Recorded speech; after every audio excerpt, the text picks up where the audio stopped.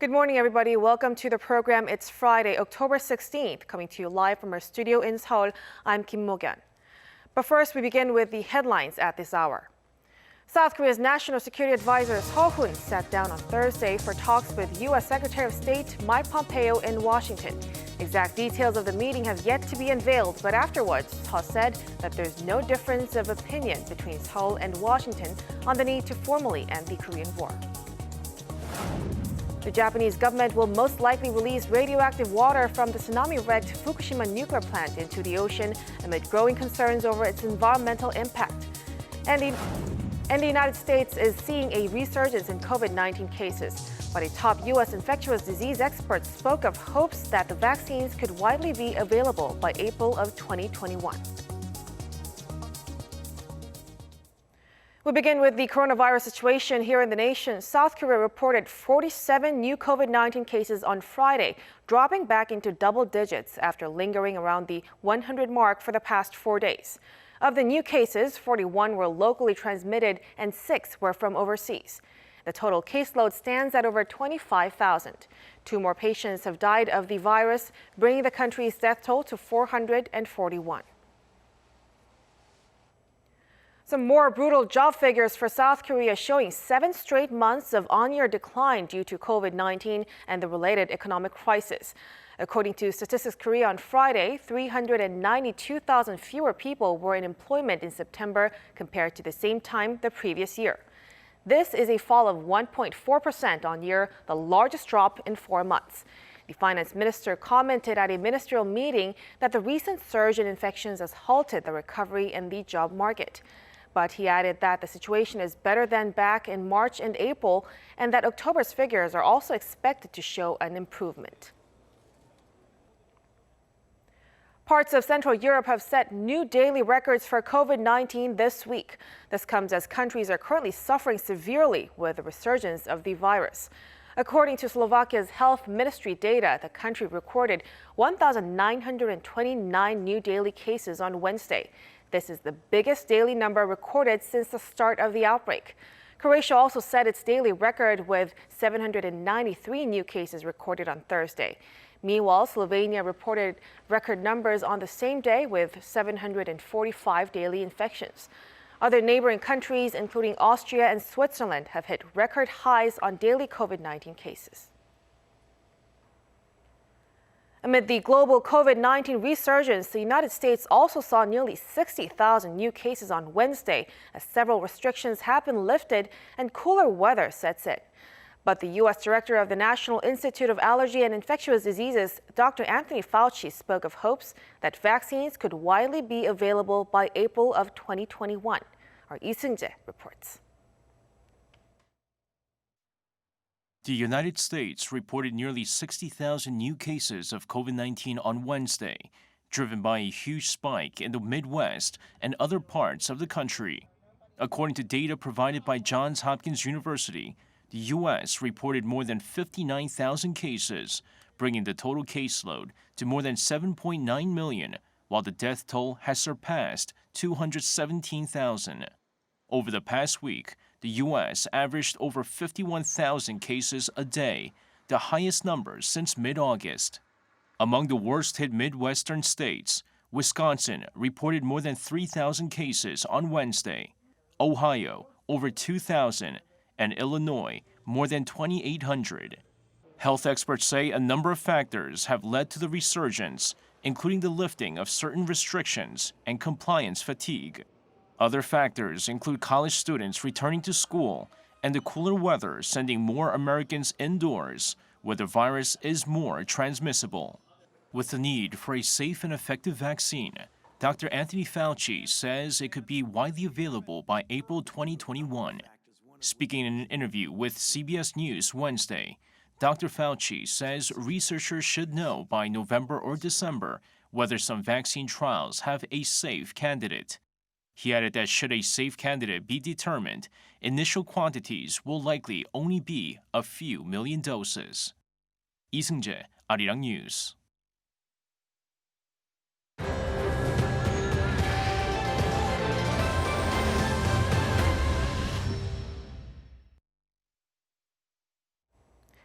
South Korea's national security advisor Seo Hoon sat down Thursday for talks with U.S. Secretary of State Mike Pompeo in Washington. A lot of attention has been on Seo's trip as it comes after President Moon Jae-in recently called for a declaration formally ending the Korean War, and with the U.S. election less than 3 weeks away. For more, we're joined on the line by our presidential correspondent, Kim Min-ji. Min-ji, give us the details. Well, Seo Hoon met Pompeo a couple of hours ago. The exact details of the meeting haven't been relayed to us yet, but Seo did speak to reporters following the meeting. He said there's no difference of opinion between Seoul and Washington on the need to formally end the Korean War, and that it's nothing new and part of the denuclearization process. Take a listen. The issue was always on the negotiating table. There exists no difference of opinion between Seoul and Washington on the matter. Now, his comments are likely in reference to claims that Seoul is seeking to declare the war's end regardless of progress on the North's denuclearization.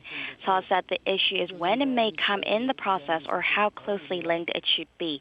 President Moon has recently repeated calls for an end-of-war declaration. Now, asked if his visit was to reignite momentum for talks ahead of the November 3rd U.S. presidential election, Seoul said the South Korea-U.S. relations must be maintained regardless of the vote. He also stressed that inter-Korean relations don't involve just the two Koreas, saying every issue needs to be discussed and coordinated along with the U.S. and neighboring countries. Regarding his U.S. trip, the first since he assumed his post in July, Seo said he has had productive discussions on a wide range of bilateral issues and shared evaluations of the conditions on the Korean Peninsula and views on ways to manage the situation. On Wednesday, Seo met with his U.S. counterpart Robert O'Brien. Seo will return to Seoul on Friday. Back to you, Mogan. Thank you, Min-ji, for that report. We appreciate it. Now, China has claimed that the United States is destabilizing peace in the Taiwan Strait. Tensions are rising between the three countries as the U.S. warship sailed through Taiwanese waters. This comes after Chinese President Xi Jinping called for troops to prepare for war. Our Choi Min-jung has the details. China has accused the U.S. of seriously undermining peace and stability in the Straits of Taiwan. Tang Chunhui, spokesman for China's Eastern Theater Command, warned the U.S. to stop its provocative actions in the area.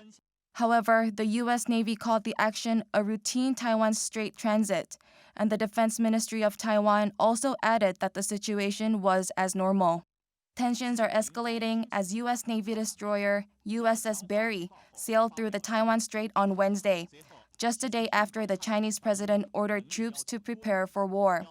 The escalated tensions between the three countries comes after Xi gave orders to soldiers on Tuesday to focus on preparing for war at military bases located across Taiwan. During the military visit, Xi also told the troops to maintain a state of high alert. Choi Min-jung, Arirang News. Ending over 7 years of debate on how to dispose the radioactive water from Japan's Fukushima nuclear power plant, Tokyo is reported to have finally admitted that it plans to release the water into the sea. Our Kim Hyo-sun has more. The Japanese government will most likely to release radioactive water from the tsunami-wrecked Fukushima nuclear plant into the ocean amid growing concerns over its environmental impact. Citing government officials, Japan's Mainichi Shimbun reported Thursday that the Japanese government will convene a cabinet meeting on the matter this month to reach a final decision. A massive amount of underground water has seeped in to cool the reactors that suffered core meltdowns in the 2011 earthquake and tsunami. The space, however, is expected to run out by the summer of 2022, with contaminated water increasing by about 170 tons per day. The stored water has totaled 1.23 million tons, filling up over 1,000 tanks as of last month. In September, Prime Minister Yoshihide Suga said Tokyo wants to, quote, make a decision as soon as possible on how to deal with the increasing water during his visit to the Fukushima plant. According to Mainichi, it would take at least 2 years until the water is actually discharged into the sea following the government's final decision to do so, as a new system as well as an approval by Tokyo's Nuclear Regulation Authority are required. Until then, the Japanese government will most likely try and persuade local fishing communities and residents who are widely opposed to the idea.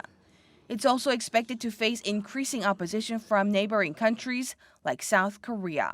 Kim Hyo-sun, Arirang News.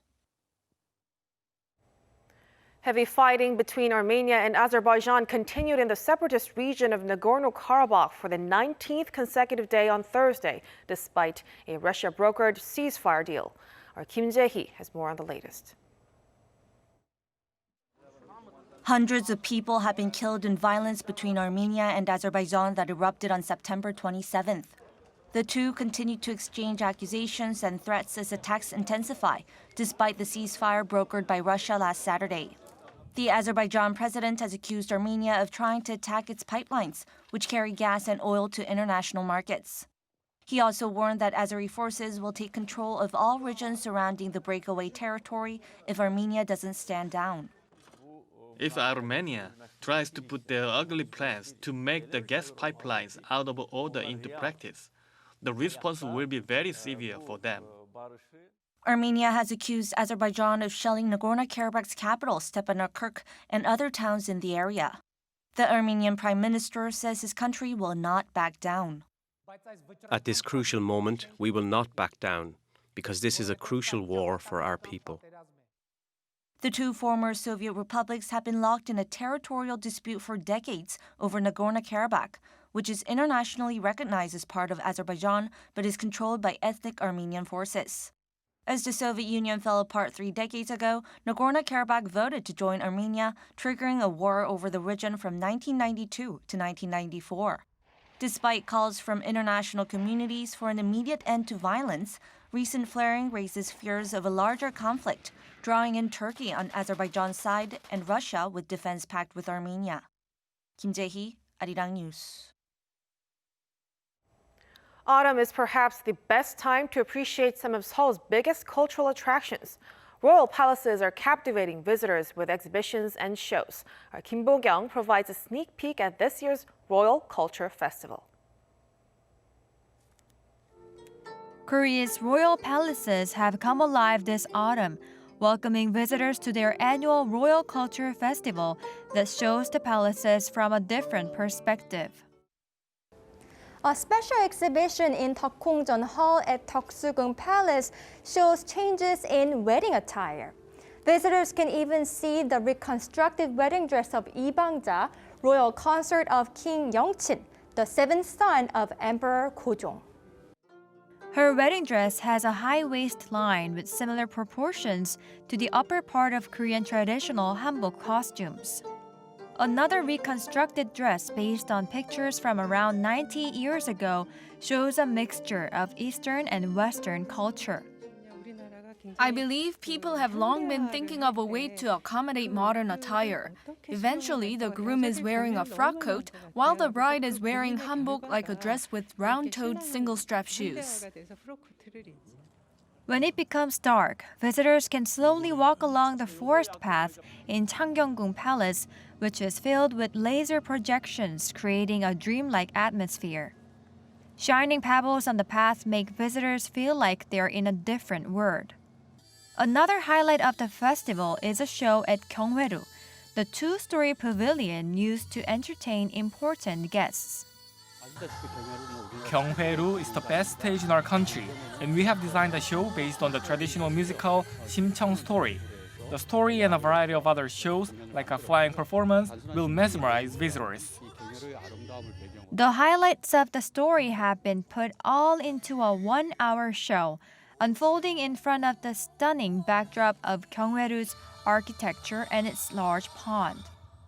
The Royal Culture Festival will run until October 18th. Kim Bo-kyung, Arirang News.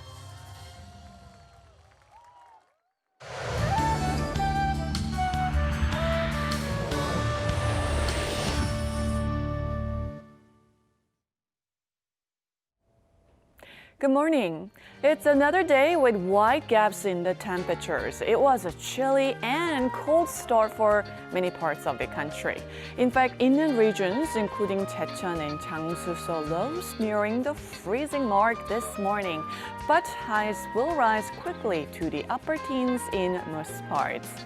Central western regions and the south coast could see light rain from this afternoon, while Jeju will also see spotty rainfall. Other areas will be under lots of clouds today. Highs will rise fast as the day moves along, and Seoul will get up to 17 degrees Celsius.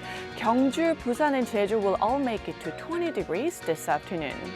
But beautiful autumn weather is in store for this weekend with plenty of sunshine nationwide. But the air is getting drier. One tip though, eating seasonal fruits that are rich in vitamin C and minerals, including apples, pears, and tangerines, can help to relieve mild to moderate dry eye if you are suffering from the condition. That's Korea for you, and here's a look at the weather conditions around the world.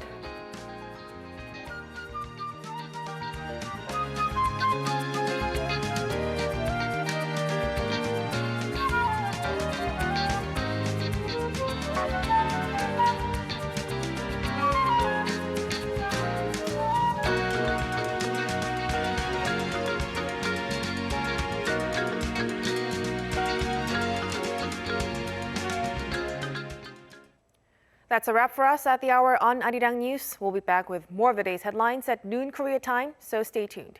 Thank you for watching and goodbye.